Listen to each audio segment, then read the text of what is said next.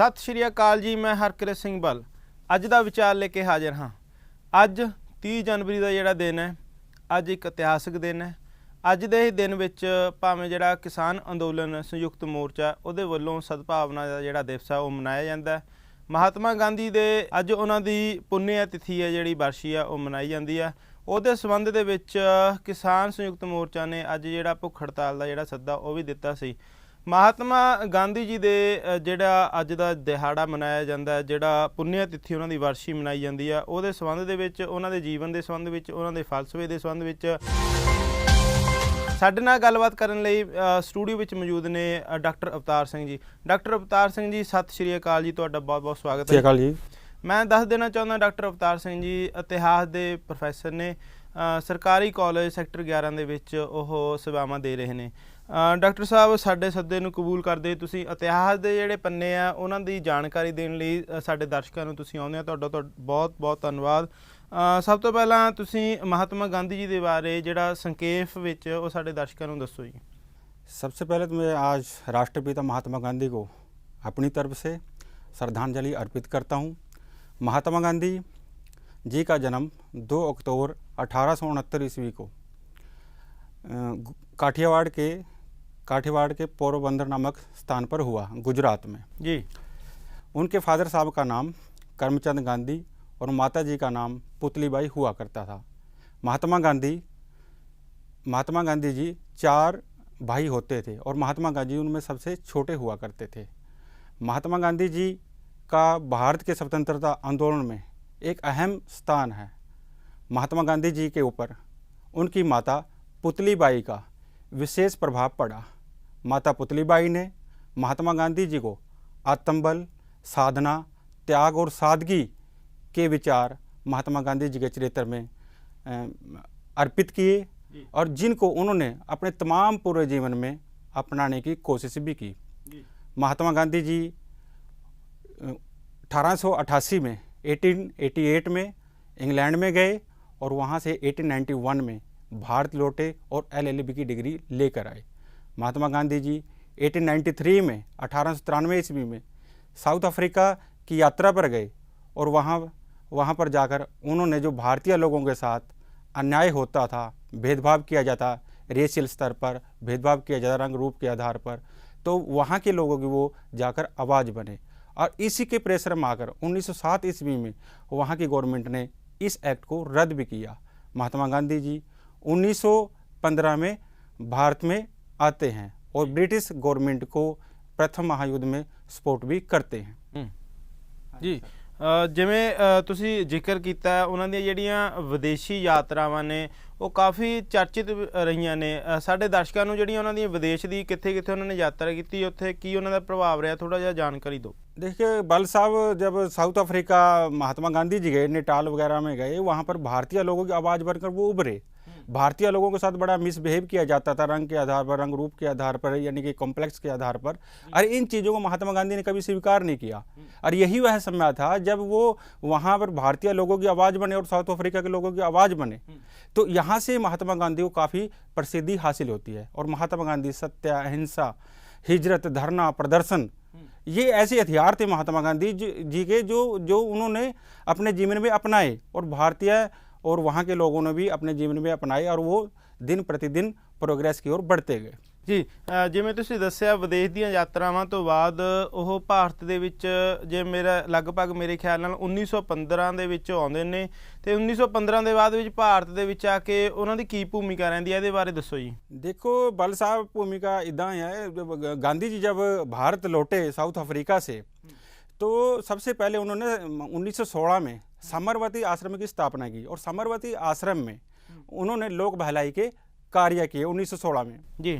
तो जो उनके एक शिष्य हुआ करते थे जिन्होंने उनके साबरमती आश्रम के ही जिन्होंने उनको बापू की उपाधि से भी नवाजा था जी। और बापू जी को ही नेताजी सुभाष चंद्र बोस को, यानी कि राष्ट्रपिता महात्मा गांधी को सुभाष चंद्र बोस जी ने यानी कि उनको राष्ट्रपिता की उपाधि से भी नवाजा था। जो लेक्चर दिया था और भारत आज़ाद हिंद फौज के लिए उन्होंने समर्थन मांगा था गांधी जी से, ये उपाधि से उन्होंने नवाजा था कि मेरी सेना को आप आशीर्वाद के तौर पर ऐसा आशीर्वाद दें कि जिससे कि वो अच्छी प्रोग्रेस के साथ लड़ सके। जी जी। इसके अलावा 1917 ईस्वी में चंपारण में उन्होंने मजदूरों के किसानों की समस्याओं के लिए उन्होंने किया, जो किसान थे चंपारण के उनको 15% अपनी आय का यानी कि वहाँ पर जमींदारों को देना पड़ता था। और महात्मा गांधी जी अन्याय के हमेशा ही खिलाफ थे।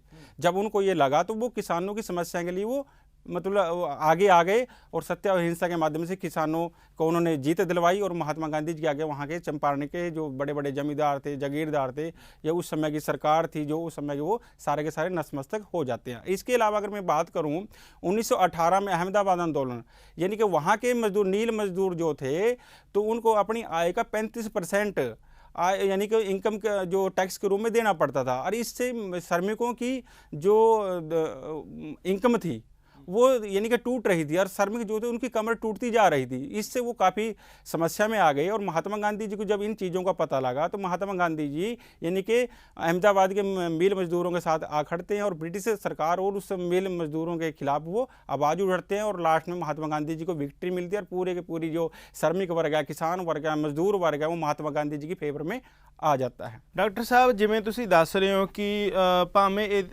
ਇਸ ਗੱਲ ਤੋਂ ਵੀ ਮੁਨਕਰ ਨਹੀਂ ਹੋਇਆ ਜਾ ਸਕਦਾ ਕਿ ਮਹਾਤਮਾ ਗਾਂਧੀ ਦਾ ਜਿਹੜਾ ਫਲਸਫਾ ਹੈ ਜਾਂ ਉਹਨਾਂ ਦੀ ਜਿਹੜੀ ਸ਼ਖਸੀਅਤ ਆ ਉਹ ਵਿਸ਼ਵ ਪੱਧਰ ਤੇ ਕਾਫੀ ਉੱਚ ਪੱਧਰੀ ਹੈ। ਭਾਰਤ ਦੇ ਜਿਹੜਾ ਜੇਕਰ ਉਹਨਾਂ ਦੀ ਭੂਮਿਕਾ ਦੇਖੀ ਜਾਵੇ, ਭਾਰਤ ਦੇ ਜਿਹੜਾ ਸੁਤੰਤਰਤਾ ਸੰਗਰਾਮ ਆ ਉਹਦੇ ਅੰਦੋਲਨ ਦੇ ਵਿੱਚ ਕਿਵੇਂ ਤੁਸੀਂ ਵੇਖਦੇ ਹੋ ਉਹਨਾਂ ਦੀ ਭੂमिका ਨੂੰ? देखिए बल साहब, जब अगर मैं आपको थोड़ा एक्यूरेट बताऊं कि 1919 में महात्मा गांधी जी का भारतीय राजनीति में पदार्पण होता है, यानी कि वो भारतीय राजनीति में इन्वॉल्वमेंट उनकी होती है जी। और जैसे ही जब अपना जलियांवाला बाग हुआ, जलियांवाला बाग के अंगेंस्ट ब्रिटिश गवर्नमेंट ने रॉलेट एक्ट पास किया, नो वकील नो दलील नो अपील। तो ये भारतीय लोगों को जबरदस्ती यानी कि मारा पीटा जा रहा था। तो महात्मा गांधी जी का अंदर का मन टूट जाता है और वो ब्रिटिश सरकार के अंगेंस्ट हो जाते हैं। और ये जब हुआ इंसिडेंट तो उन्होंने फिर ये सोच लिया कि भारत को किसी भी प्रकार से यानी कि अंग्रेजों के चुंगल से हमने छुटाना है। और उन्होंने 1920 में असहयोग आंदोलन शुरू किया, उसके बाद खिलाफत आंदोलन शुरू किया। उसके बाद जैसे हम अगर लगाएं 1930 में जैसे 1930 से 33 का जो समय है, सविनय अवज्ञा आंदोलन उन्होंने किया। और भारतीय राजनीति पर उनकी पकड़ धीरे धीरे मजबूत हो रही थी और हिंदू मुस्लिम एकता को वो मजबूत करने का हर संभव प्रयास भी वो करते रहे हैं। और 1942 में जाकर उन्होंने भारत छोड़ो आंदोलन किया। यानी कि अब वो पहले जब 1914 में प्रथम विश्व युद्ध के दौरान अंग्रेजों को उन्होंने समर्थन देने का वादा किया था, और सुभाष चंद्र बोस जी भी ऐसा मानते थे कि अंग्रेज यानी कि वो बातों से मानने वाले नहीं हैं, उनको जोर जबरदस्ती तो बाहर निकालना पड़ेगा। और जब ये विचार भी महात्मा गांधी जी के दिलो दिमाग में गए तो वो अब अपनी विचारधारा को थोड़ा चेंज करके चलना चाहते थे। और उन्होंने डू एंड डाई, करो या मरो, यानी कि अंग्रेजों भारत को भारत के हाल पर छोड़ दो, हम जैसे हैं अच्छे हैं, अब हाँ आपका शासन यहाँ पर नहीं चलेगा। यानी कि उन्होंने कहा कि भारत को आप जापानियों के लिए मत छोड़े, भारत को भारतीयों के लिए आप छोड़े कि अगर वो हार जाते तो शायद इंग्लैंड हार जाता, जापान के हाथ में सत्ता चली जाती और फिर हम और अधिक समय तक यानी कि अंग्रेजों को गुलाम होकर रह सकते थे। जी हाँ जी सर। डॉक्टर साहब, जिमें इतिहास ਦੇ ਵਿੱਚ ਆਉਂਦਾ ਕਿ ਜਿਹੜਾ ਦਲਿਤ ਭਾਈਚਾਰਾ ਹੈ ਉਹਦੇ ਪ੍ਰਤੀ ਲੈ ਕੇ ਇੱਕ ਉਹਨਾਂ ਨੇ ਸ਼ਬਦ ਵਰਤਿਆ ਸੀ, ਹਰੀਜਨ ਸ਼ਬਦ। ਤੁਸੀਂ ਸਾਡੇ ਦਰਸ਼ਕਾਂ ਨੂੰ ਥੋੜੀ ਜਿਹੀ ਜਾਣਕਾਰੀ ਦਿਓ ਵੀ ਦਲਿਤਾਂ ਦੇ ਸੰਬੰਧੀ ਜਿਹੜੇ ਗਾਂਧੀ ਜੀ ਸੀ ਉਹਨਾਂ ਦਾ ਕੀ ਦ੍ਰਿਸ਼ਟੀਕੋਣ ਸੀ ਤੇ ਜਿਹੜਾ ਹਰੀਜਨ शब्द है किमें उत्पत्ति उन्होंने की थी? देखो बल साहब, ये जो है दलित और जो हरिजन है, वैसे तो दलित शब्द के ऊपर गवर्नमेंट ऑफ इंडिया बैन भी किया, परंतु मेरा वो मोटिव नहीं है। हरिजन गांधी जी ने बड़े रिस्पेक्टेड तौर पर कहा था कि जो हरिजन मेरे भाई है वो परमात्मा के जन है जी। और वो उनको यानी कि हर प्रकार से किसी भी प्रकार का मतभेद उनके साथ नहीं होना चाहिए। उनके साथ जाति के आधार, उनके आधार पर, रंग के आधार पर, कॉम्प्लेक्स के आधार पर, यानी कि किसी भी धर्म के आधार पर अगर हम किसी व्यक्ति के ऊपर नस्ल भेद का आरोप लगाकर उसको छोटा मानते हैं तो ये मानवता के खिलाफ अपराध है। और महात्मा गांधी इस चीज़ को बड़े अच्छे ढंग से समझते भी थे। इस कारण से उन्होंने जो उस समय की जो छोटे वर्ग होते उनको हरिजन जी का नाम दिया और वो हरिजन नामक पत्रिका भी निकालते थे। और साउथ अफ्रीका में उन्होंने इंडियन ओपिनियन नामक पत्र भी निकाला जिसमें उन्होंने बहुत सारे उस समय के लोगों की समस्याओं को उठाया। और यही पर्पज था कि समाज में सुधार किया जा सके और समाज को प्रोमिनेंट किया जा सके, प्रोग्रेसिव किया जा सके, यही उनका उद्देश्य था मेन। जी जी। ਤੁਸੀਂ ਗੱਲ ਕਰ ਰਹੇ ਸੀ ਗਾਂਧੀ ਜੀ ਦੀ ਆਈਡੀਓਲੋਜੀ ਦੀ। ਥੋੜੀ ਜੀ ਤੁਸੀਂ ਇਤਿਹਾਸ ਦੇ ਇੱਕ ਪ੍ਰੋਫੈਸਰ ਹੋ, ਇਤਿਹਾਸ ਨੂੰ ਵਾਚਿਆ ਤੁਸੀਂ, ਉਹਨਾਂ ਦੀ ਜਿਹੜੀ ਵਿਚਾਰਧਾਰਾ ਨੂੰ ਤੁਸੀਂ ਕਿਵੇਂ समझते हो ਉਹ ਸਾਡੇ ਦਰਸ਼ਕਾਂ ਨੂੰ ਦੱਸੋ ਜੀ ਉਹਨਾਂ ਦੀ ਵਿਚਾਰਧਾਰਾ ਬਾਰੇ। देखिए बल साहब, मैं थोड़ा इसमें करना चाहूँगा जो मेरे को अभी आपने पहले क्वेश्चन पुटअप किया था कि महात्मा गांधी कहा करते थे कि अगर मेरा पुनर्जन्म हो तो वो डिप्रेस्ड क्लास में हो, ताकि मैं उनकी समस्या को समझ सकूं जी। परंतु जो आपने क्वेश्चन किया है कि उनकी आइडियोलॉजी क्या थी, आइडियोलॉजी थी उनकी सत्य, अहिंसा, हिजरत, धरना, प्रदर्शन, और इस चीज को लेकर के यानी कि जो सत्य पे है, सत्य में ही ईश्वर है, अहिंसा यानी कि किसी को भी मानसिक रूप से, शारीरिक रूप से उसको किसी भी प्रकार का उत्पीड़न ना किया जाए, और ये जब चीजें होंगी, और धरना और प्रदर्शन, हड़ताल, उसमें किसी भी प्रकार का हिंसा नहीं होनी चाहिए, और जो हिंसा होगी वो गांधी जी की आइडियोलॉजी से दूर होगा। और महात्मा गांधी अहिंसात्मक तरीके से हर चीज को जायज मानते थे, चाहे वो कितना ही बड़ा साम्राज्य हो, कितनी बड़ी शक्तिशाली कोई भी एम्पायर हो, उसका उन्होंने हर संभव प्रयास किया विरोध करने का, और उसमें वो अडिग भी रहे और विजय भी हुए। ਜੀ ਜੀ ਡਾਕਟਰ ਸਾਹਿਬ, ਜਿਵੇਂ ਆਈਡੀਓਲੋਜੀ ਦੀ ਗੱਲ ਕਰ ਰਹੇ ਸੀ, ਉਹਨਾਂ ਦੀ ਜਿਹੜੀ ਆਈਡੀਓਲੋਜੀ ਉਹਦੇ ਵਿੱਚ ਜਿਹੜੀ ਮੁੱਖ ਵਿਚਾਰਧਾਰਾ ਉਹ ਇਹ ਰਹੀ ਹੈ ਕਿ ਆਦਰਸ਼ਵਾਦੀ ਸਿਧਾਂਤ ਤੇ ਇਹਦੇ ਨਾਲ ਇੱਕ ਸਮਾਜ ਜਿਹੜਾ ਉਪਯੋਗੀ ਵਿਚਾਰਧਾਰਾ ਹੈ। ਦੋ ਜਿਹੜੇ ਸਿਧਾंत हैं ਇਹਨਾਂ ਬਾਰੇ ਜਾਣकारी। देखिए, सबसे जो मैंने बताया कि सर्वोदय, सभी का सेम विकास, परंतु गांधी जी देखिए गांधी जी एक बहुत बड़े थिंकर के तौर पर, एक बहुत बड़े फिलोसफर के तौर पर जाने जाते हैं, परंतु हर एक व्यक्ति का नजरिया अपना होता है, और महात्मा गांधी जी का भी नजरिया अपना था। जब भी उन्होंने सोचा, समाज की भलाई के बारे में सोचा, और जो आपने आदर्शवाद की बात उठाई है, महात्मा गांधी हर एक व्यक्ति को, जो अगर देखा जाए महात्मा गांधी ऊपर से नीचे तक जो हिंदुस्तान के लास्ट पायदान पर जो व्यक्ति खड़ा है, उस व्यक्ति की वकालत महात्मा गांधी किया करते थे कि हमें इस व्यक्ति को भी साथ लेकर चलना है। देखिए, महात्मा गांधी जी कहा करते थे राज्य विहीन समाज की स्थापना, पुलिस विहीन समाज की स्थापना, वर्ग विहीन समाज की स्थापना, ये व्यक्ति गांधी जी के अपने पर्सनल आइडियाज हैं, परंतु आज के समकालीन समय में ये चीजें संभव ही नहीं हो पाती। क्यों नहीं हो पाती? पुलिस के बिना काम नहीं चलता, राज्य के बिना काम नहीं चलता, वर्ग हर एक समाज में होंगे, छोटा, अमीर, गरीब, सारी जगह है। तो महात्मा गांधी जी परंतु ये सोचते थे कि एक लेवल पे आया जाए ताकि हर एक व्यक्ति को यानी कि फैसिलिटी मुहैया कराई जा सके, हर एक व्यक्ति अपने आप को सुखद महसूस कर सके, ऐसी विचारधारा महात्मा गांधी की हुआ करती थी। ਭਗਤ ਸਿੰਘ ਉਹਨਾਂ ਨੇ ਵੀ ਇੱਕ ਸਮਾਜ ਦੀ ਸਿਰਜਣਾ ਬਾਰੇ ਸੋਚਿਆ ਸੀ ਕਿ ਆਜ਼ਾਦੀ ਤੋਂ ਬਾਅਦ ਇੱਕ ਅਜਿਹਾ ਸਮਾਜ ਹੋਵੇਗਾ। ਮਹਾਤਮਾ ਗਾਂਧੀ ਜੀ ਜਿਹੜਾ ਸੀ ਉਹਨਾਂ ਦੀ ਡਾਕਟਰ ਸਾਹਿਬ ਦੱਸੋ ਕਿ ਮਹਾਤਮਾ ਗਾਂਧੀ ਜੀ ਨੇ ਕਿਸ ਤਰ੍ਹਾਂ ਦੇ ਸਮਾਜ ਦੀ ਪਰਿਕਲਪਨਾ ਕੀਤੀ ਸੀ।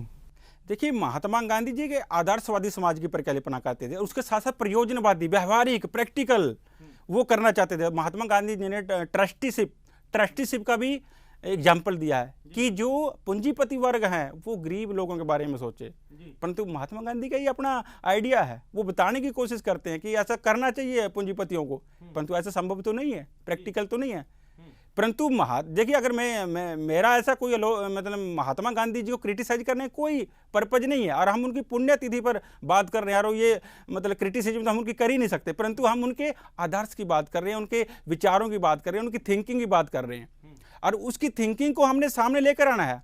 हमारा किसी समाज, हमारा किसी जाति, धर्म विशेष के व्यक्ति के साथ कोई नाता नहीं है, बस सिर्फ और सिर्फ महात्मा गांधी, राष्ट्रपिता महात्मा गांधी की एक अच्छी विचारधारा को समाज के सामने लेकर आना और उसका प्रचार प्रसार करना, यही हमारा मूल उद्देश्य है। जी डॉक्टर साहब, जिवें इतिहास के नाल अफवाहां भी चलदियां रहिंदियां ने, कुछ तो पीढ़ी दर पीढ़ी अफवाहां अगे वधदियां ने, कुछ इतिहास हुंदा है जिवें कि अफवाहां दे दौर 'च भी है कि महात्मा गांधी जी दे जिहड़े विचार सी ओह भावें सुभाष चंद्र बोस जी जां भगत सिंह जिहड़े गर्म ख्याली सी उन्हां दे नाल मतभेद सी जां विचारधारा नहीं सी मिलदी, उन्हां बारे दसो जी। देखिए बल साहब, मैं जब भी पीछे स्टूडियो में आया था और आपको मैंने उस समय भी मतलब बताने की कोशिश की थी कि महात्मा गांधी और सुभाष चंद्र बोस जी का अपना कोई भी पर्सनल डिस्प्यूट नहीं था, उनका एक वैचारिक सिद्धांत था, और विचारों को लेकर किसी भी व्यक्ति के डिस्प्यूट हो सकते हैं। नेताजी के बीच में भी थे, और सुभाष चंद्र बोस जी ने जो महात्मा गांधी को ये कहा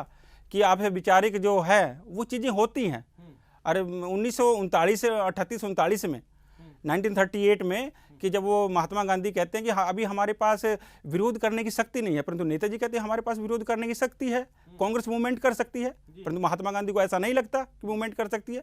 नेताजी कहते हैं कि 6 महीने का समय देकर समन्वय आंदोलन चला देना चाहिए, परंतु ये हर एक व्यक्ति का अपना अपना नजरिया है। तो ये मेरे ख्याल से अपने वैचारिक अंतर था, वैसे एक दूसरे की बड़ी रिस्पेक्ट करते थे पर्सनल तौर पर, ऐसा नहीं माना जा सकता। जी डॉक्टर साहब, उन्होंने वारसी की गल कर रहे हैं, पुण्य तिथि की गल कर रहे हैं, ਕੀ ਕਾਰਨ ਰਹੇ ਉਹਨਾਂ ਦੀ ਹੱਤਿਆ ਦੇ ਕਾਰਨ ਜਿਹੜੇ ਉਹ ਇਤਿਹਾਸ ਦੇ ਜਰੀਏ ਸਾਡੇ ਦਰਸ਼ਕਾਂ ਨੂੰ ਦੱਸੋ। देखिए, हत्या राष्ट्रपिता महात्मा गांधी की हत्या एक बहुत बड़ा अपराध थी और ऐसा नहीं होना चाहिए कि महात्मा के तौर पर जिस व्यक्ति को जाना जाए। स्वामी श्रद्धानंद जी और रविंद्रनाथ टैगोर जी ने महात्मा गांधी को महात्मा की उपाधि से नवाजा था, परंतु जब उनको महात्मा गांधी जी को लगा कि ब्रिटिश गवर्नमेंट ने यह उपाधि उनको दी और भारत के हितों के अगेंस्ट काम कर रही है, तो उन्होंने सर की उपाधि को भी त्याग दिया था।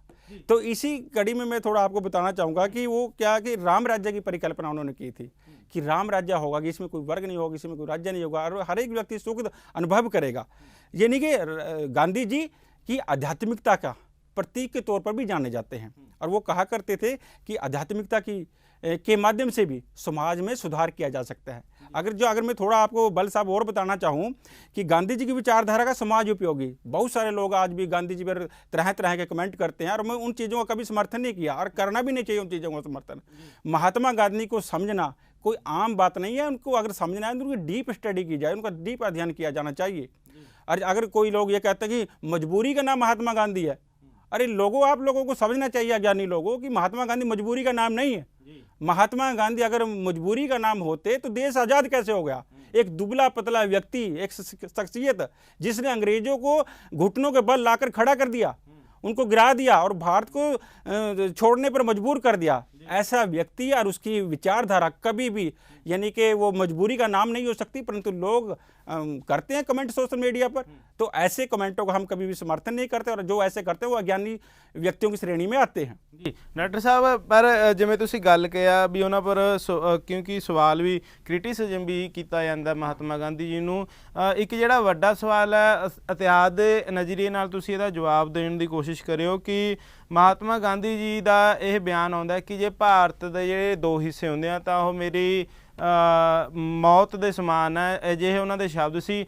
ਪਰ ਜੇ ਦੇਖਿਆ ਜਾਵੇ ਇਤਿਹਾਸ ਪਿਛਲੇ ਸਮੇਂ ਦੌਰਾਨ ਜਿਹੜੇ ਉਹਨਾਂ ਨੇ ਅੰਦੋਲਨ ਕੀਤੇ ਆ ਉਹਦੇ ਵਿੱਚ ਲੋਕਾਂ ਨੇ ਬਹੁਤ ਉਹਨਾਂ ਦਾ ਸਮਰਥਨ ਦਿੱਤਾ, ਪਰ ਜਿਸ ਟਾਈਮ ਵੰਡ ਦੀ ਗੱਲ ਹੋ ਗਈ ਸੀ ਲੋਕਾਂ ਉਹਨਾਂ ਦਾ ਕਹਿਣਾ ਸੀ महात्मा गांधी ਦਾ ਵੀ ਲੋਕਾਂ ਨੇ ਮੇਰੀ ਗੱਲ नहीं ਮੰਨੀ, ਇਹਦੇ ਕਰਕੇ दो हिस्से ਹੋਏ ਨੇ। की कहना चाहोगे? देखिए बल साहब, अगर हम ऐतिहासिक दृष्टि से इस पे विचार करें तो इस बात में कोई दो राय नहीं है कि इंडियन नेशनल कांग्रेस जो वर्किंग कमेटी है उसमें भी महात्मा गांधी की पकड़ थोड़ी कम हो जाती है।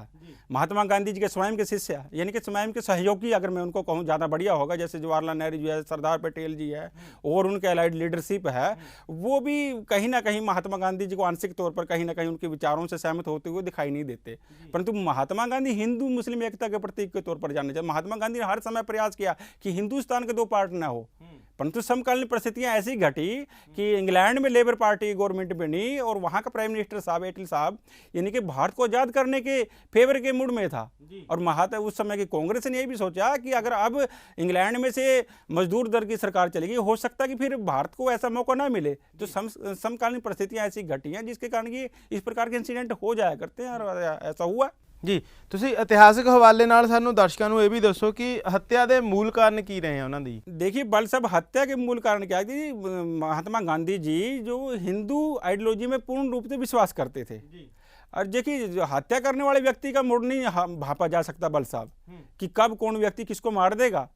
तो ऐसा ही महात्मा गांधी के साथ हुआ। महात्मा गांधी ने अपने जीवन का हर पल इस देश की रक्षा के लिए, इस देश को स्वतंत्र कराने के लिए, इस देश में एस्टेब्लिशमेंट करने के लिए उन्होंने अपना हर मोमेंट लगाया, हर प्रकार की कोशिश उन्होंने की देश को अपलिफ्टिंग देने के लिए। परंतु फिर भी लोगों का नजरिया नेगेटिव रहा और ऐसी नेगेटिवनेस की विचारधारा के जो व्यक्ति हैं और उस समय जो हुआ करते नाथूराम गोडसे, उन्होंने महात्मा गांधी को 3 गोलियां मारी 5:17 30 जनवरी 1948 को और गोपाल दास जी उनके साथ हुआ करते थे। फिर उनको पर मुकदमा भी चला और 1949 में उनके सहयोगी और उनको फांसी की सजा दी गई। मेरे ख्याल से ऐसे महात्मा के साथ ये इस प्रकार की हत्या करना वो सरासर अन्याय था। जी ਜਾਂਦੇ ਜਾਂਦੇ डॉक्टर साहब ਸਾਡੇ ਦਰਸ਼ਕਾਂ ਨੂੰ ਤੁਸੀਂ ਜਿਹੜਾ ਅੱਜ ਦਾ ਦਿਨ ਹੈ ਇਹਦੇ ਸੰਬੰਧ ਵਿੱਚ ਕੀ ਸੁਨੇਹਾ देना चाहोगे? देखिए बल साहब, स्नेहा में बिल्कुल लिमिट वे में भी आपको दूंगा कि जो महात्मा गांधी जी के जो हथियार थे सत्य और अहिंसा, सत्य और अहिंसा के हथियार उनकी 2 मुखी तलवार की भांति थे। यानी कि एक तरफ वो व्यक्ति में सुधार करना चाहते हैं सत्ता के माध्यम से, और अहिंसा के माध्यम से वो समाज में सुधार करना चाहते हैं। और व्यापक स्तर पर मैं आपको थोड़ा हल्का सा बताऊंगा कि आप अगर महात्मा गांधी को वाकई में फॉलो करते हैं तो महात्मा गांधी की सत्य, अहिंसा, उसकी अपना अहिंसात्मक तरीकों से उनकी थ्योरी पे आ जाइए। अगर हमने श्रद्धांजलि उन्हें वास्तविक वे में अर्पित करनी है, मात्र और मात्र 30 जनवरी का 2 अक्टूबर को उनकी प्रतिमा के ऊपर मात्र सिर्फ फूल चढ़ाने से, यानी कि महात्मा गांधी को आइडियोलॉजी को हम फॉलो नहीं कर पाएंगे या उनकी विरासत नहीं बन पाएंगे। और महात्मा गांधी एक ऐसी विरासत और संस्कृति का नाम है जिसने न केवल भारतवर्ष को बल्कि पूरे संसार को नई दिशा, नए आयाम, नए पर्सपेक्टिव दिए हैं। और मेरा आप सभी भाइयों से जहां भी ये चैनल जा रहा है कि जो भी महात्मा गांधी को स्टडी करे उनको अच्छे से स्टडी करे, उनकी विचारधारा को स्टडी करे और उस पर चलने की कोशिश करे। यही मेरा आज का मैसेज है और सभी भाइयों से मेरी यही अपील है। जय हिंद, जय भारत। और एक बार फिर मैं महात्मा गांधी जी को अपनी ओर से, इस चैनल की ओर से भी यानी कि उनको श्रद्धांजलि अर्पित करता हूँ। धन्यवाद जी।